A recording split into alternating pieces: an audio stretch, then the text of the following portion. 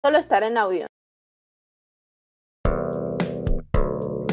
Cartas a Spartacus, un programa de género y revolución, dedicado a Rosa Luxemburgo y Clara Zetkin. Radio del Azufre, la radiodifusora del pensamiento crítico.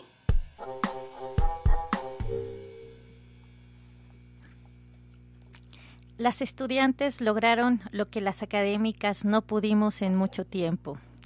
Es la oportunidad para que la ciencia económica deje de ser androcéntrica.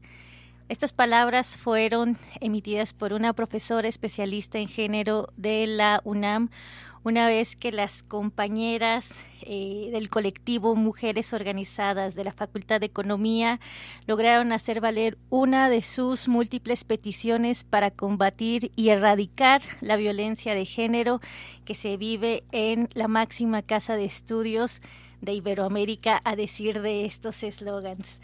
Para eso, amigas, amigos, estamos sumamente contentos de contar con la presencia de la compañera Deyanira Navarrete, la compañera que nos va a venir a exponer pues cuál es el punto de vista y hacia dónde van estas nuevas materias. Tenemos que decir que es una invitada de lujo porque fue una de las dos propuestas que se aceptaron para conformar las nuevas materias en la Facultad de Economía. Esto fue un proceso abierto, con una convocatoria abierta a la comunidad universitaria.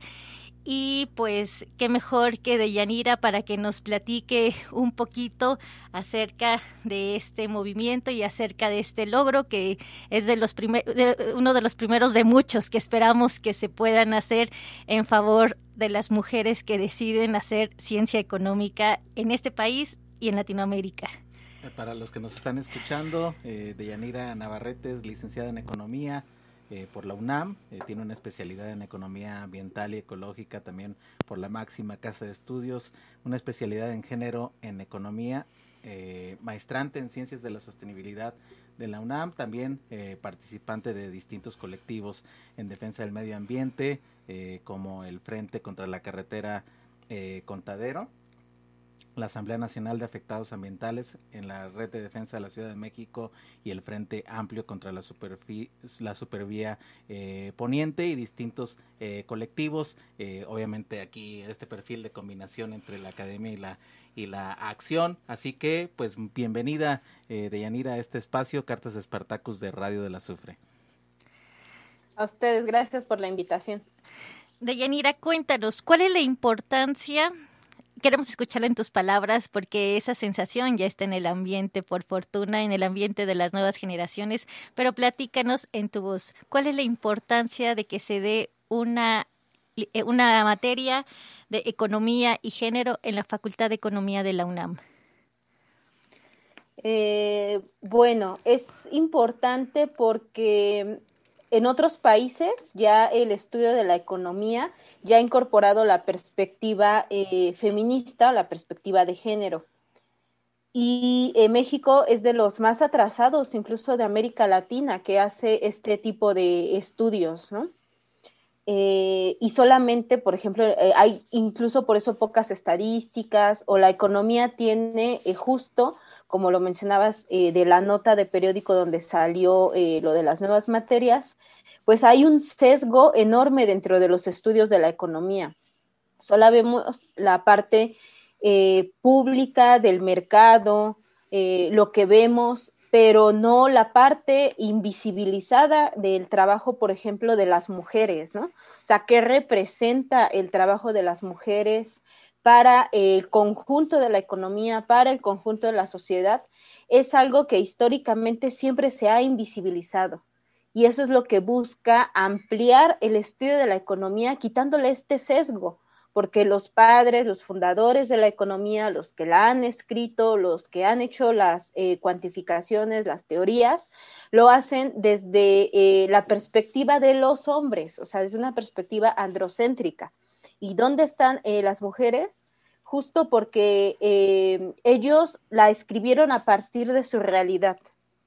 ¿no? Del trabajo que hacen en el mercado, del comercio que veían, ¿no? O sea, Adam Smith, el intercambio, el valor, el trabajo, pero no está, y de hecho hay un libro ahí que dice que quién le hacía la cena a Adam Smith, Ujú. justo, ¿no? O sea, que él no veía esta parte del trabajo doméstico que hacía su propia madre para la reproducción de él como sujeto, como persona. Eso era trabajo, pero él jamás teorizó sobre la cuestión del valor del trabajo de su madre, solamente ese trabajo que veía en el ámbito público y mercantil, ¿no? Entonces, creo que estamos atrasados, pero es importante que se haya abierto este proceso, pero bueno, fue un proceso que ha tardado años y que fue pues gracias a toda una movilización estudiantil de la UNAM y en lo particular de la Facultad de Economía, ¿no? Una movilización estudiantil que bueno, si bien vino por lo más evidente que era la violencia de género en lo que vivían las chicas, pero se dieron cuenta que el espectro de la violencia y en cada facultad la violencia también se vive a través de la educación y lo que aprendemos. Y eso es como, estamos invisibilizadas como mujeres. Muchísimas gracias. Esto que mencionas es fundamental porque, a ver, tu formación es a partir de esta reflexión de la crítica de la economía política. Y lo menciono porque no es menor que hayan surgido estos nuevos planteamientos en donde se trata de entender cuál es la lógica de la acumulación basada en la explotación del trabajo, pero no esta explotación única del trabajo en los hombres, ¿no? Sino esta explotación que permite la reproducción del sistema como tal a partir de invisibilizar un trabajo, porque un trabajo invisibilizado es un trabajo no reconocido y en ese sistema un trabajo no reconocido es un trabajo no pagado. Entonces es fundamental para ir avanzando hacia unas nuevas categorías epistemológicas que nos demanda el siglo XXI, ¿no? Porque durante el siglo XX nos enseñaron a reflexionar en torno a la producción, pero la reproducción de la fuerza de trabajo quedó sesgada y la reproducción de la fuerza de trabajo implica estos cuidados femeninos, estas labores que tú hacías alusión a la madre de Adam Smith y que además hace poquito, y todavía lo tengo en el buró porque soy un poco lenta, tengo muchas lecturas, estoy leyendo un libro que se llama Amor y Capital de Mary Gabriel, que es muy bello porque te muestra esta parte, no solo desde una visión femenina, sino toda la complejidad de la vida de uno de los grandes teóricos como Carlos Marx, pero poniendo mucho énfasis en cómo lo vio Jenny, ¿no? Su esposa. Entonces,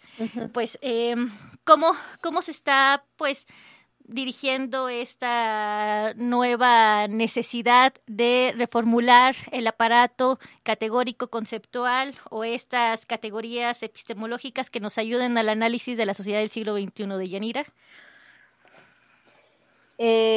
Bueno, yo creo que ha habido muchos procesos, digamos que hay procesos históricos o contextuales, regionales, que hacen más evidente pues estas contradicciones que mencionas, ¿no?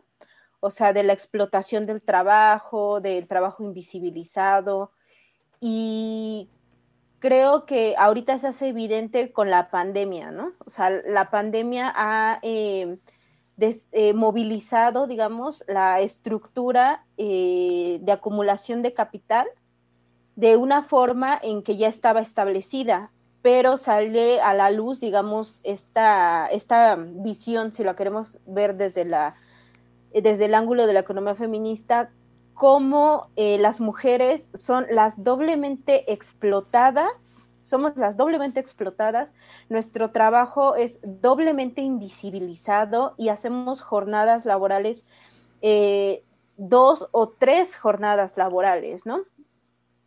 Por ejemplo, ahora las mujeres, aunque la ley, aunque en la sociedad digamos que hay igualdad, la verdad es que hay una desigualdad de género, ¿no? Y no solo los salarios que se tienen, las oportunidades laborales que se han ido luchando o se han ido reconociendo en los últimos años, sino que ahora por la pandemia, las que más quedaron sin trabajo las que menor reconocimiento a todas estas jornadas laborales que realizan, efectivamente somos las mujeres, porque si eres, por ejemplo, puedes hacer el home office, entonces ya estás en tu casa y haces esa labor, pero por usos y costumbres, digamos ya en una construcción de género, las mujeres en la casa siempre tienen que estar, tenemos, ¿no? O sea, tenemos que estar al pendiente de la comida, del cuidado de los hijos, del cuidado de adultos mayores. Entonces, ese es un trabajo que no se considera, es un trabajo no remunerado, necesario, que sostiene la vida de los integrantes de la familia, que sostiene una sociedad, y que la mujer que tenemos un trabajo, tenemos que hacer esos trabajos y todos pues al mismo tiempo, ¿no? O sea, que si ya organicé el desayuno, que me vine a trabajar, que preparo la clase, después que a lo mejor tengo que cuidar como a mi mamá, a mis padres, tengo una persona con alguna discapacidad también que se le tiene que apoyar, tengo que hacer la comida, o sea, esos todos son cargas de trabajo que, por ejemplo, los hombres no realizan. Los hombres están acostumbrados, incluso aunque estén en su casa, no están correspondiendo de la misma forma a las labores de los trabajos domésticos, ¿no? Al igual que las mujeres. O sea, a lo mejor hacen una pequeña labor extra, pero no es de la misma forma o la misma cantidad de las mujeres. Y bueno, este es un ejemplo sencillo, digamos, dentro del entorno familiar que todos tenemos, en donde vemos esta diferencia de trabajos y de salarios, pero en el contexto de una economía más amplia, de una macroeconomía, se dan las mismas estructuras, se dan los mismos esquemas, pues a partir de una división sexual del trabajo, ¿no? Que nos identifica, tú mujeres haces estas actividades, tú hombres tienes que hacer estas otras actividades. Entonces yo creo que en el contexto actual de la pandemia evidenció todo esto, porque las mujeres somos las más vulnerables a perder el trabajo por todas estas otras cargas y responsabilidades. Los salarios son más precarios. La CEPAL hace unos días sacó ya los datos, digamos, de todo el año pasado, que dice que en retroceso de la región, 10 años es todo lo que se había logrado en derechos laborales que las mujeres habíamos obtenido poco a poco. O sea, vamos a tardar 10 años en recuperar el derecho al salario, el derecho laboral, el derecho a la maternidad, el derecho a prestaciones como las guarderías, entre otras cosas, ¿no? Entonces, bueno, ahí se evidencia la actualidad y la importancia del estudio de la economía feminista. Y en este sentido, por ejemplo, a mí me gustaría preguntar, ¿no? Has enunciado a Adam Smith, has enunciado toda esta teoría, ¿no? O sea, toda esta historia donde en la teoría se ha ocultado, ¿no? Toda una parte fundamental de todo el proceso económico que se tematiza. Al plantear esta nueva asignatura, y en este sentido, como lo estamos planteando en este programa hacia una economía feminista, ¿cómo está pensado esta organización? Es decir, ¿cómo va a impactar en las demás materias el trabajo que se haga dentro de esta perspectiva? Sí, una de las formas que se refleja, juzgo, en el sesgo de la economía convencional es que el objeto de estudio siempre es este trabajo remunerado, este trabajo público y visible. Pero, ¿dónde está el sujeto mujer? ¿Dónde está su labor?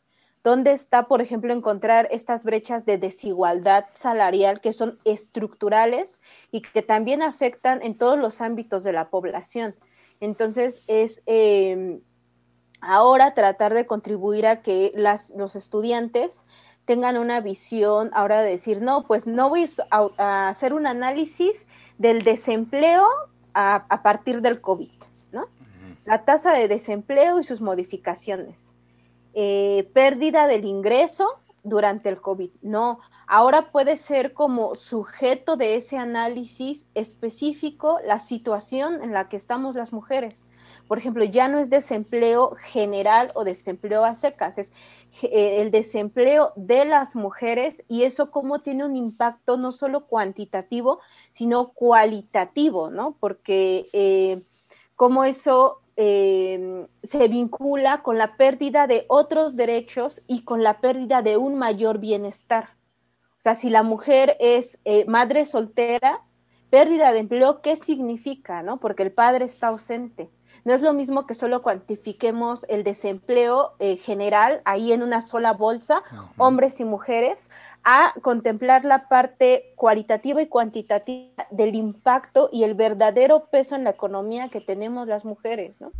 Entonces, esto creo que es importante porque la metodología, la investigación feminista en economía promueve que las mujeres sean el objeto de estudio, el sujeto de estudio, y desde ahí se incorpore toda una serie de nuevas metodologías, de nuevos acercamientos para estudiar y analizar la ciencia económica, ¿no? Creo que rompe muchos paradigmas justo por eso, porque no estamos acostumbradas a incorporar esas nuevas, desde las herramientas de análisis hasta el que las mujeres tengan un papel ahí, tengamos un papel pues protagónico, que es importante porque siempre hemos sido invisibilizadas, ¿no? Me gusta mucho cómo lo estás planteando, Deyanira, sobre todo porque estamos ante una urgente necesidad de replantear nuestros fundamentos éticos en la ciencia económica, ¿no? Dejar de buscar las respuestas a la pregunta ¿cómo hacemos para reproducir el sistema capitalista o cómo hacemos para que el siguiente ciclo económico vaya en auge?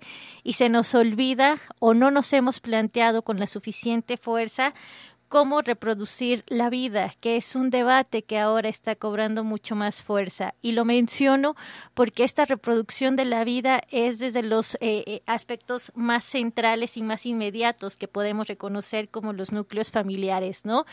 Y esto que también mencionas a nivel macro también tiene que tratarse en su justa medida y replantearnos toda la ética macroeconómica que hay, en el sentido de que hoy hemos naturalizado que hayan precios distintos a la fuerza de trabajo. O sea, suficiente violencia es con que la fuerza de trabajo es una mercancía, ¿no? Pero en este contexto, esa mercancía vale más o menos si naces en el norte o si naces en el sur. Vale más o menos si eres blanco o eres moreno. Y vale más o menos si eres hombre o eres mujer. Entonces, es una crítica transversal la que se está proponiendo como planteamiento de esta introducción de la economía feminista a las ciencias sociales, ¿no? Estas ciencias sociales que buscan ese humanismo. Entonces, para irnos a primer corte, me gustaría cerrar con una pregunta. Tú hablabas de que las mujeres tenemos que ser un sujeto de estudio, ¿no? Pero pues yo me estoy dando cuenta también con la realidad de que las mujeres hemos sido el sujeto transformador. Las grandes expresiones y movilizaciones sociales de los últimos años han sido protagonizadas por demandas de mujeres. Por estas mujeres que más allá de unas demandas individuales ya tienen como consignas las demandas por el colectivo, las demandas por la comunidad. Entonces, ¿cómo damos este salto al análisis? Y con esto nos vamos a corte entre la mujer como sujeto de estudio y la mujer como sujeto transformador, como nos habían planteado nuestros teóricos marxistas, ¿no? ¿Dónde está el sujeto revolucionario? Pues aquí lo tenemos, estaban en tus casas, pero lo tenías en la cocina, ¿no? Entonces, nos vamos a corte, si les parece, y regresamos con estas preguntas y este debate en Radio del Azufre.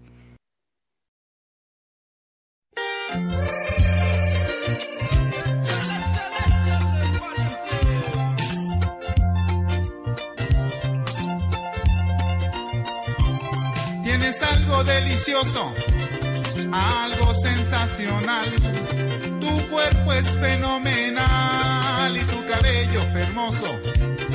Y lo más maravilloso quiero que sea para ti, porque si andas por ahí voy a sentir gran dolor, que en las cosas del amor no me gusta compartir, no me gusta compartir, no me gusta compartir.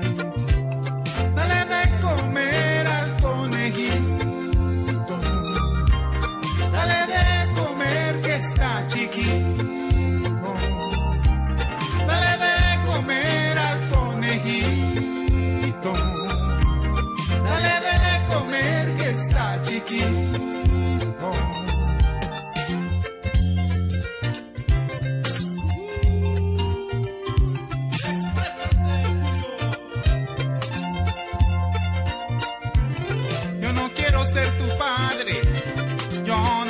ser tu madre, yo no quiero ser pariente, ay, ni siquiera un buen amigo.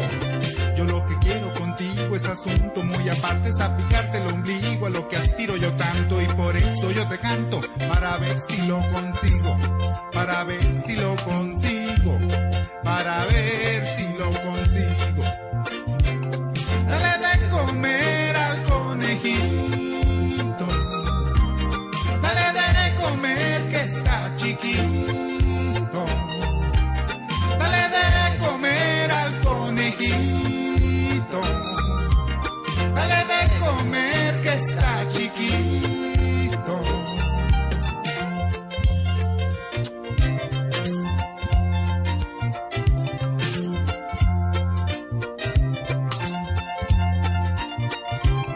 Yo sé que no soy el mismo que cuando tenía 15 años, que ya se notan los daños hoy en todo mi mecanismo, pero veo con optimismo que una nueva vida empieza. Tengo el alma en una pieza y aunque ya la tengo amarga, eso sí la tengo larga y todavía la tengo tiesa, todavía la tengo tiesa, todavía la tengo tiesa.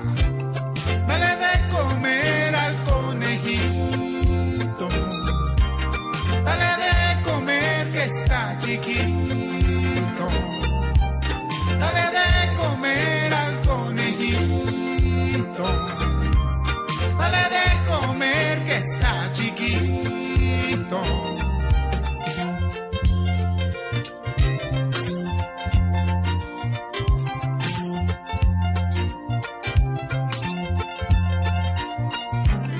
Ya no te voy a rogar, ya tengo seca la boca, ya sabemos que estás loca, ay, y no se te va a quitar.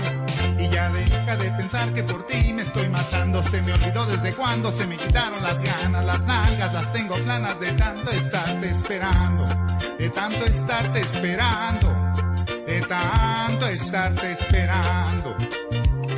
Dale de comer al conejito, dale de comer que está chiquito, dale de comer al conejito, dale de comer que está chiquito, dale de comer al conejito, dale de comer que está chiquito, dale de comer al conejito, dale de comer que está chiquito.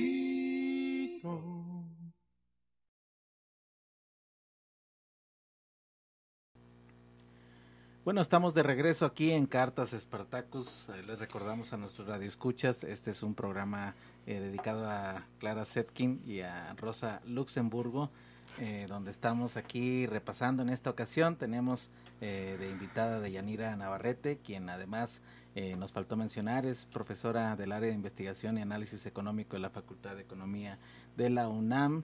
Trabaja temas de derechos humanos, economía ecológica, economía feminista y ecofeminismo. Y bueno, aquí se había planteado una pregunta y pues damos el micrófono para ti, Deyanira, para que puedas contestar. Sí, gracias.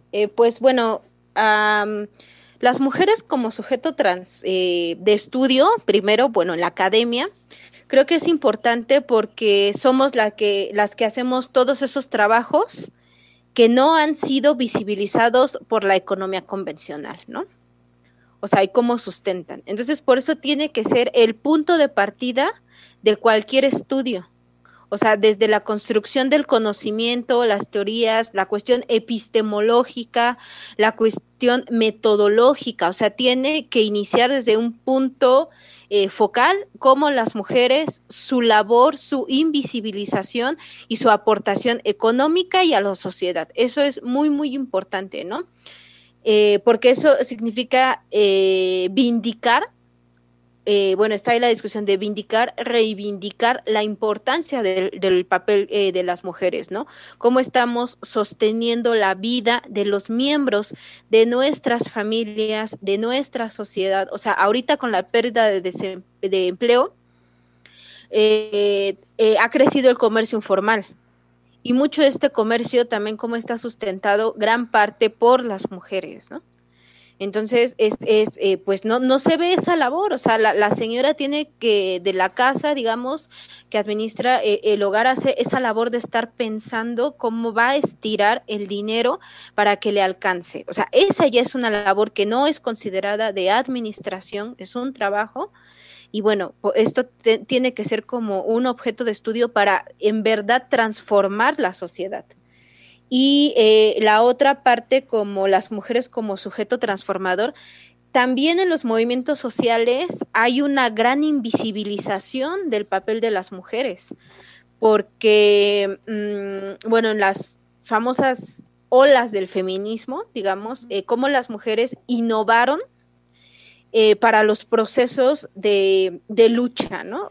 Por ejemplo, las sufragistas, cómo empezaron a cerrar calles, cómo hacían las manifestaciones, cómo iniciaron con huelgas laborales de los trabajos específicos de las mujeres, y entonces ya llegan otros luchadores sociales, digamos, predominantemente hombres, por esta división sexual del trabajo y de la cuestión pública, y entonces ahora ellos ya son los luchadores sociales y hacen huelga, ¿no? Pero ¿quiénes fueron como las precursoras a fines del siglo XIX y principios del siglo XX de huelgas masivas que detuvieran la economía? Fueron mujeres. Y también esta parte de lucha social transformadora es invisibilizada, ¿no? Ahorita, bueno, ya se juntaron otras cuestiones se han ido ganando derechos, ¿no? O sea, las sufragistas ganaron el voto, antes se ganó el derecho a la educación, pero muchos se quejan de, bueno, ya lo tienen todo, ¿no? Ya parece que hay una igualdad, ¿no? O sea, ya cada quien se esfuerza por lo que quiere obtener en el capitalismo. ¿De qué se quejan las mujeres? Y es una cuestión como, pues, de lucha de clases. Y que sí es cierto, o sea, es una lucha de clases, pero dentro de esta lucha de clases, la aportación revolucionaria que tenemos las mujeres también es invisibilizada.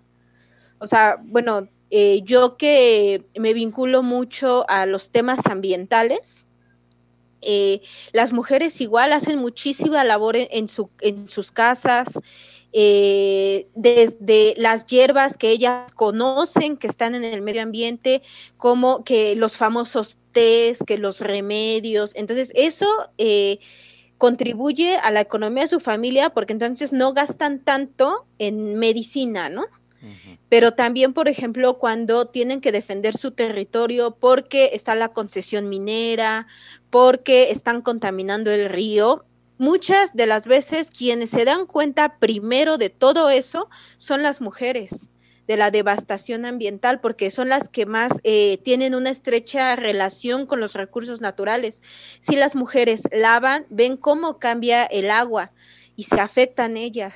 Si las plantas más sensibles no crecen por contaminación y crece la mala hierba por la contaminación, las primeras que se dan cuenta son las mujeres.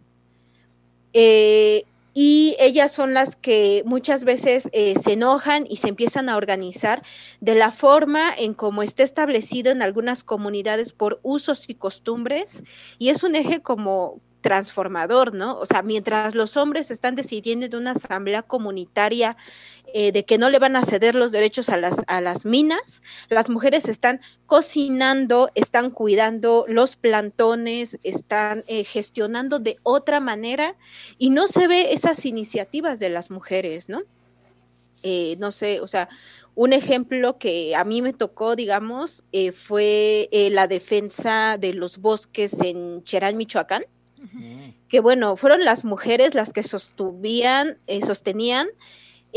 las actividades de su trabajo doméstico en su casa, pero además el plantón, cada plantón que había era administrado por mujeres y en su mayoría había mujeres, o sea, los hombres eran los que iban a dar los rondines al bosque, pero las mujeres son las que más se quedaban en el plantón, llevaban la comida, repartían la comida, decían a quién le tocaba, todo ese tipo de gestión.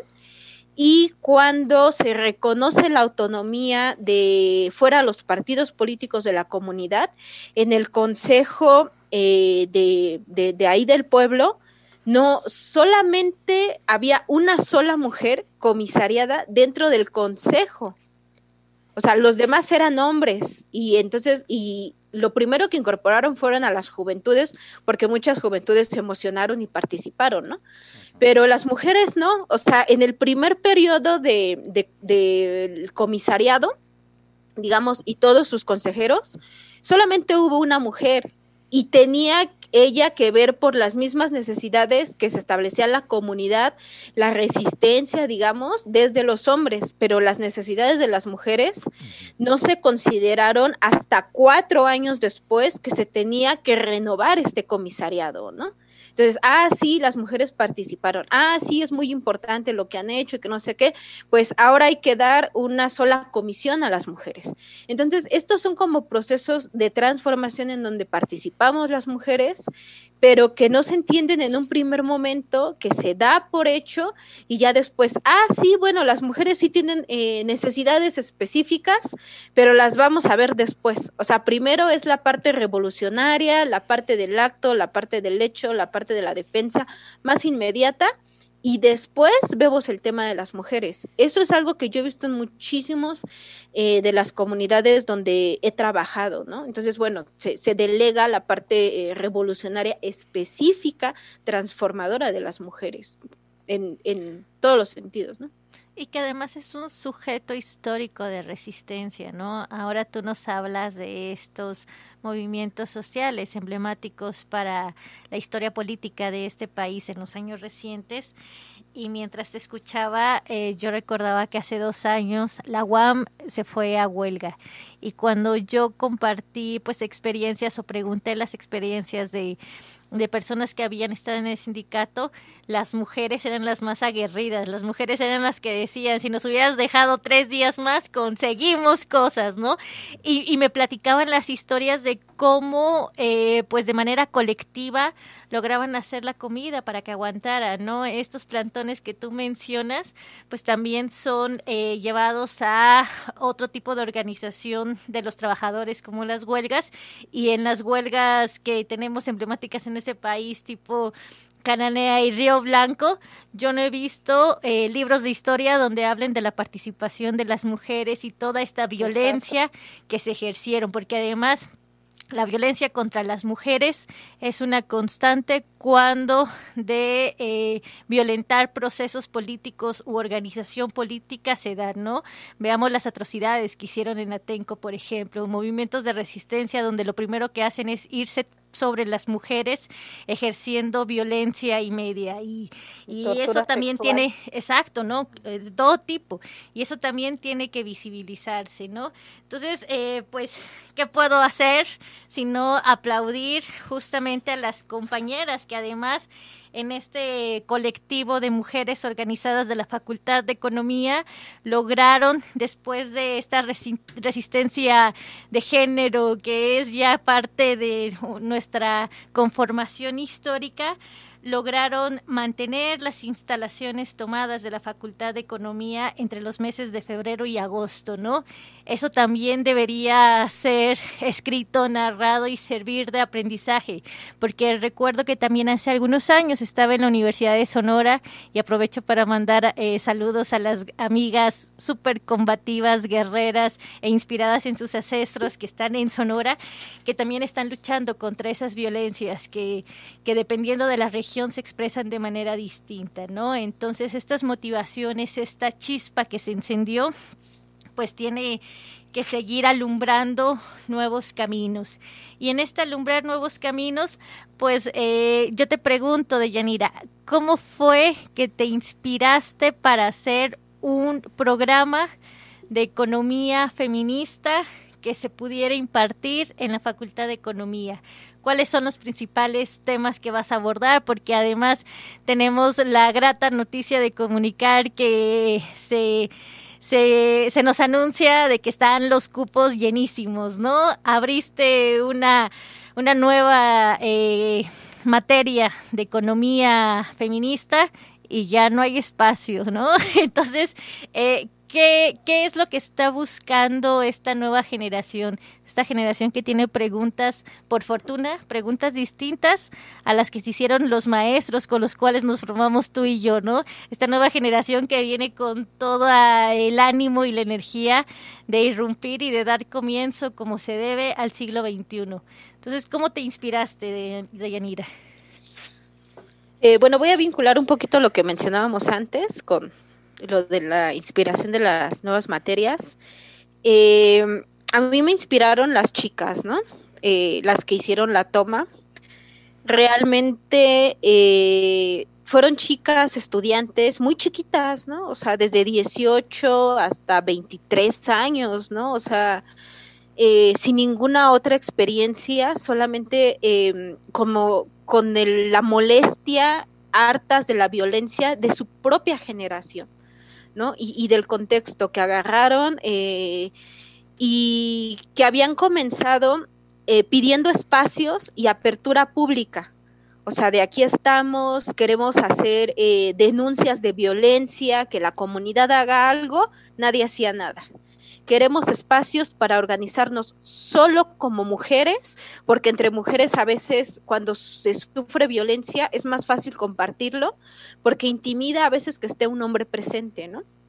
Y entonces ellas decían, no, necesitamos espacios, una asamblea, un círculo de estudios, o sea, este tipo de cosas son lo que buscaban. Y había una negativa porque la estructura de la Facultad de Economía es que el 70% son hombres. Y entonces todas esas estructuras políticas de decir, no, así no es, una asamblea es democrática y se vota y se gana por mayoría. Entonces ellas eran como, pues las mujeres somos el 30% y las pocas que nos atrevemos a levantar la voz somos como el 5%, obviamente la mayoría siempre se les impuso, o sea, fue un proceso más duro de hace un poco más de un año, pero ya había habido otras chicas antes que habían estado exigiendo esta apertura de espacios y que se escuchara su voz, pero los grupos, la política convencional en la que tú y yo, bueno, nos formamos, ¿no? En la Facultad de Economía, pues es no, asamblea amplia, votación democrática y por mayoría. Y entonces, pues yo también fui formada de esa forma y para mí era raro y extraño encontrar, pues que a veces las mayorías no son representativas, ¿no? Y no las estaban incluyendo a ellas violentadas con acusaciones de violación que no procedían, conviviendo a la fuerza con su agresor en el salón de clases o en la propia asamblea revolucionaria democrática, ¿no? O sea, porque nos enfrentábamos como a nuevos problemas y no le estábamos dando respuesta con nuevos mecanismos.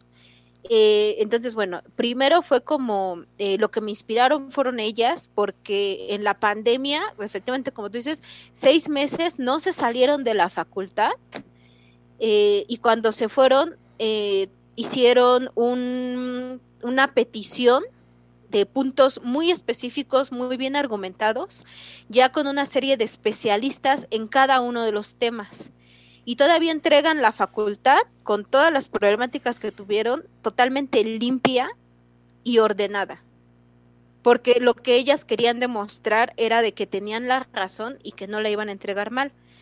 Yo ya había hecho unas propuestas académicas antes, como hace 2 años, sobre estos temas, cuando teníamos las discusiones de planes de estudio, pero nos decían, sí, las incorporamos, o se quedaban ahí en gabinete, o no se entendía cuando uno decía, hay que transversalizar el tema de género, desde el plan de estudios hasta los análisis presupuestales que tiene una facultad, ¿no? hasta la infraestructura. Entonces era algo que no entendían y no nos hacían caso. Muy pocas profesoras que lo hacíamos, nos juntamos, bueno, después coincidimos con el proceso de las chicas, y la único que nos dieron oportunidad y que salió en esta convocatoria es solamente materia optativa, ya después que tuvieron todos los estudiantes 3 años de núcleo básico. Entonces, lo que yo quería hacer era, ¿qué ya tienen de básico en esos 3 primeros años? Bueno, todo el bagaje teórico, ya fueron construidos, o más bien deconstruidos, con este sesgo económico, ¿no? O sea, y ellos ya eligieron qué autores les gusta, qué corrientes quieren agarrar, y ya están tomando un área para núcleo terminal, ¿no? Entonces dije, la propuesta de la economía feminista y la economía de género es un estudio que no pertenece a una sola área, es un estudio que realmente hace multidisciplina y es transversal a cualquier área de conocimiento. Entonces, mi perspectiva fue esa, hacer algo que fuera introductorio de los temas principales, de temas que ellos ya conocen, pero ahora incorporando la perspectiva feminista y de género.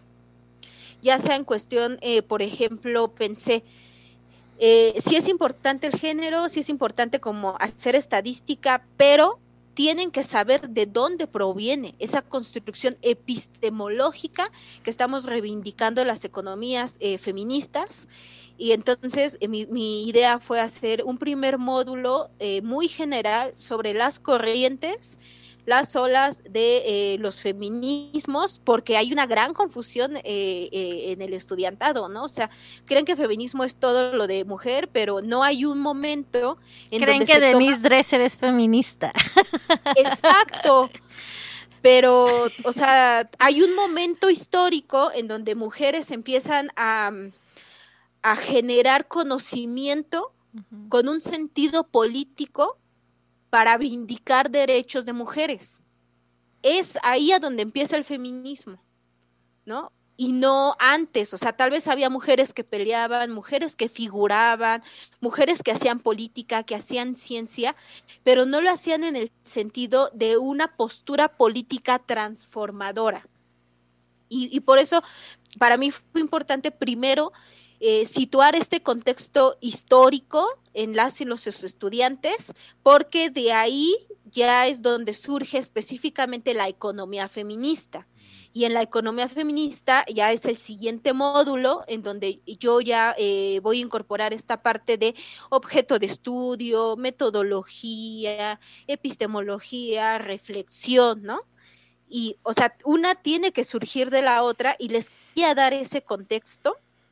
Ya después incorporo 2 temas que provienen de todos estos estudios y aportes, pero ya de las feministas, para que sepan quién lo propuso, qué corriente, qué escuela y en dónde se desarrolló.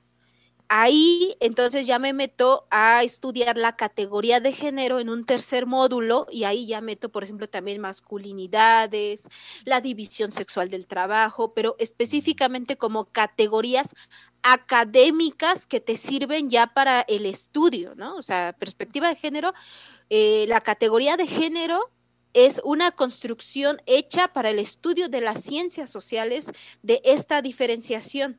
Entonces, por eso lo puse en el tercer módulo.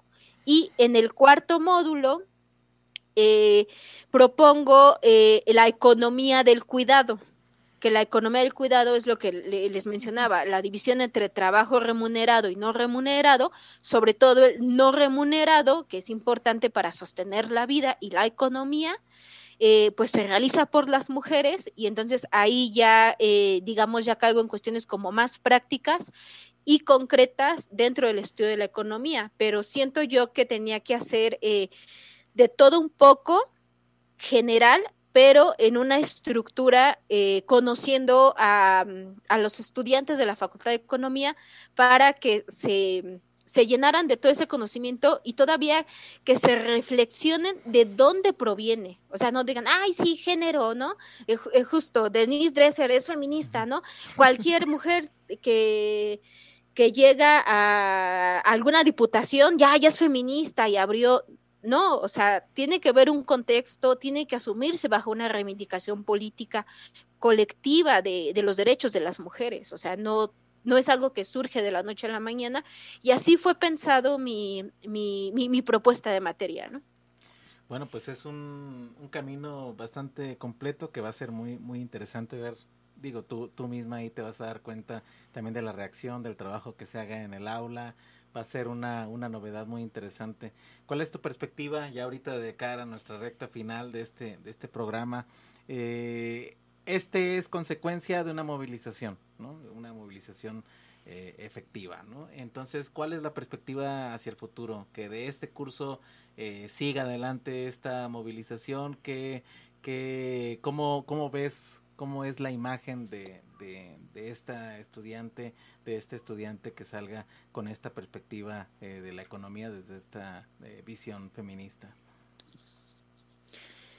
Bueno, es efectivamente un proceso académico, pero que también tiene que ver como con la vida cotidiana de todas nosotras, ¿no? Y bueno, incluso también de la vida cotidiana de los hombres. Porque si bien parte de las mujeres, también ahí los hombres se van deconstruyendo, ¿no? O sea, sí es cierto, no había visto esto de la cuestión como de las mujeres, y entonces siento yo que se hace una comunidad y una sociedad más democrática cuando se empiezan a analizar estos procesos.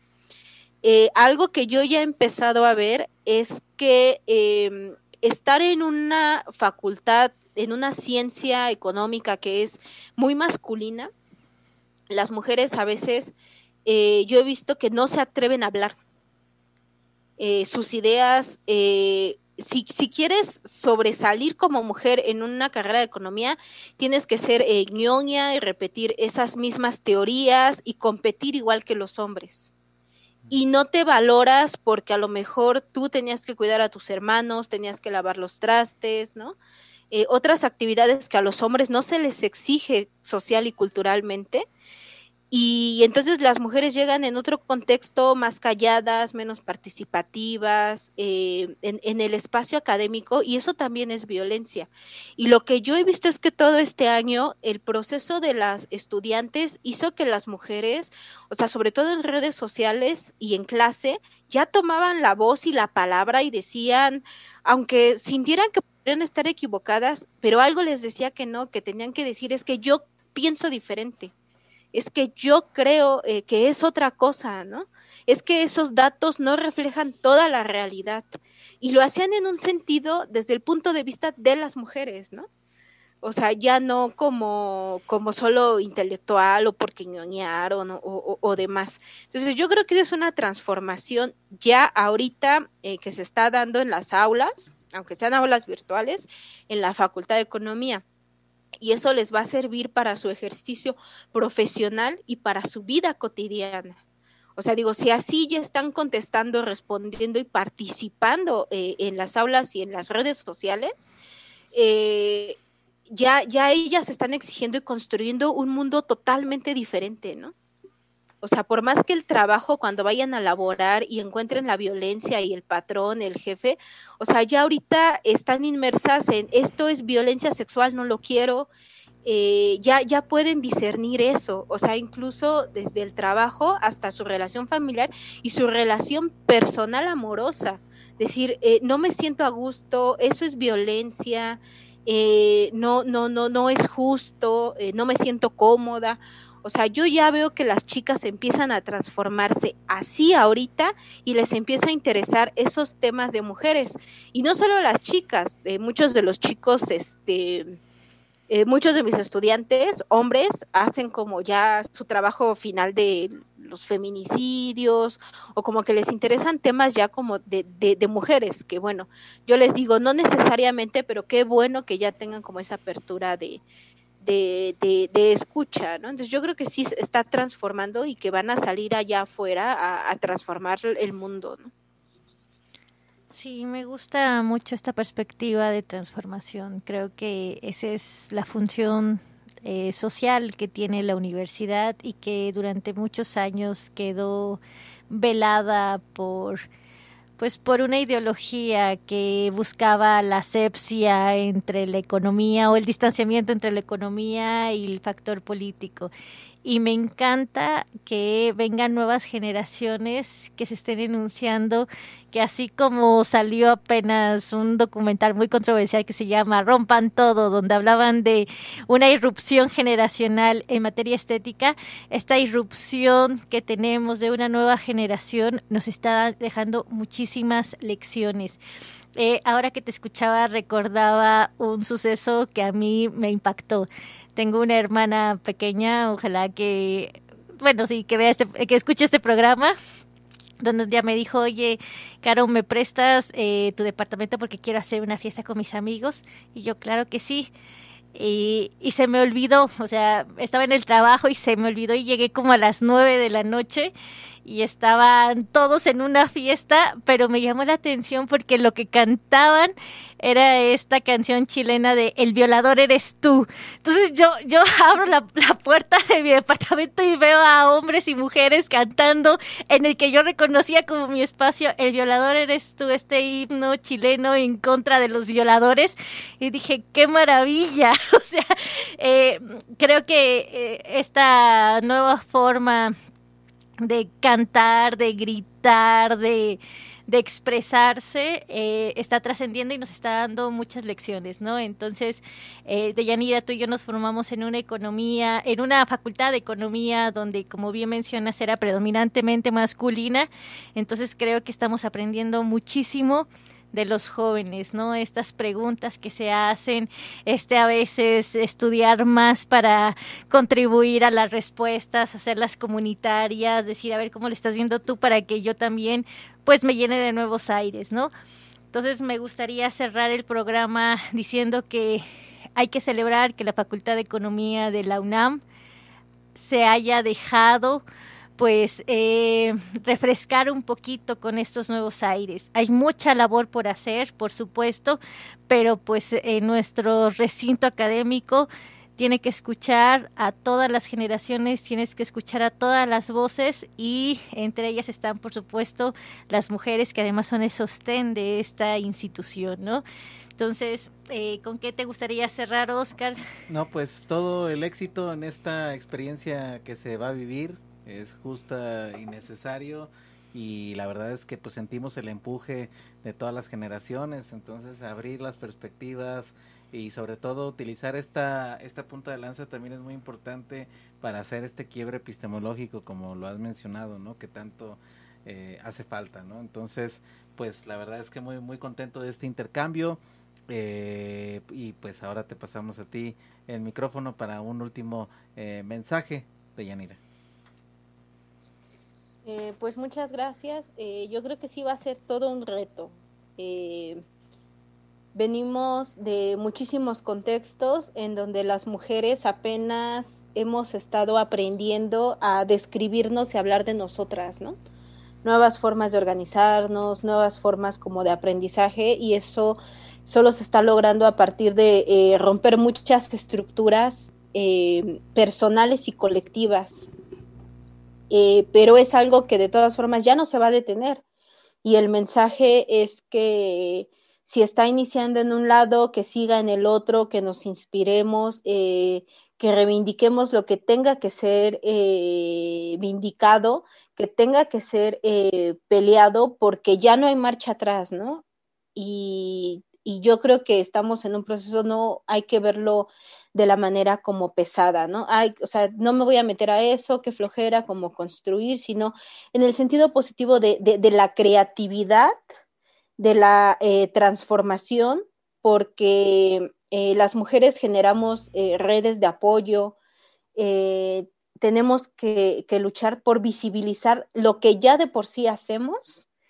Y bueno, esta es una oportunidad, ¿no? Y bueno, agradezco mucho como la invitación e invito a que nadie calle a las mujeres, que no se sientan menos inteligentes, que no se sientan menos capaces, si así nos lo dicen o si crecimos como con esa idea de alguna manera familiar o cultural, sino que veamos que podemos hacer muchas cosas, que todo el tiempo nos lo arrebataron y que estamos construyendo cómo hacerlas y que cualquier propuesta es buena, es bienvenida, siempre y cuando sea una construcción como para mejorar las condiciones de las mujeres, ¿no? En un sentido político.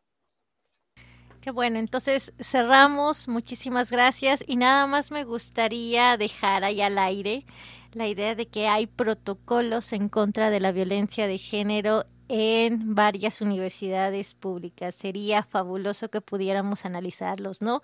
Tú hablabas de pues ciertos avances que se presentan, pero también hay muchos límites que todavía tienen que superarse, ¿no? Entonces, dejamos abierta la invitación para que nos acompañes en futuros programas en donde podamos seguir profundizando en la reflexión de estos temas que son fundamentales para la sociedad, ¿no? Queremos una sociedad mejor y sabemos que eso no se va a dar si no es una sociedad feminista. Es correcto, pues muchísimas gracias, Deyanira, por haber estado aquí en Radio de la Azufre. Gracias a ustedes por la invitación. Agradecemos también a todos los radioescuchas aquí un episodio más de Cartas Espartacus de Radio del Azufre, señal de unificación para América.